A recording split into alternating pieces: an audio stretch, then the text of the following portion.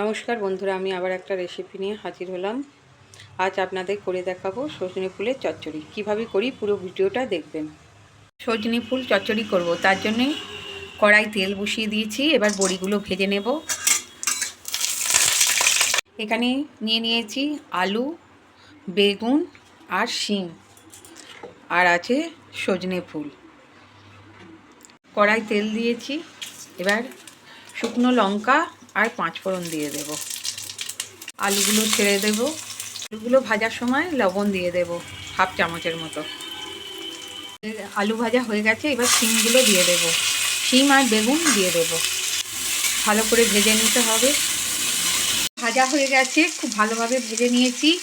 এবার এখানে সজনে ফুলগুলো দিয়ে দেব। সব দিয়ে দেব 1 চামচ হলুদ গুঁড়ো, 1 চামচ কাশ্মীরি লঙ্কা গুঁড়ো, 1 চামচ জিরে, আদা, ধনে বাটা। এবার ভালো করে কষে নিতে হবে। 1 চামচ চিনি দিয়ে দেব। এবার দিয়ে দেব 2টো কাঁচা লঙ্কা কুচিয়ে নিয়েছি আর বড়িগুলো। সজনে ফুলের কষাটা হয়ে গেছে। এই যে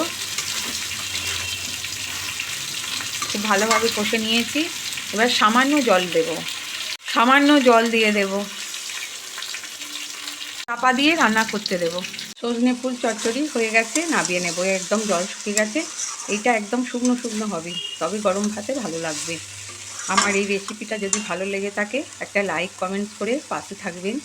নতুন বন্ধুদের বলছি সাবস্ক্রাইব করতে ভুলবেন না। সজনে ফুলের চচ্চড়ি পরিবেশনের জন্য রেডি হয়ে গেছে।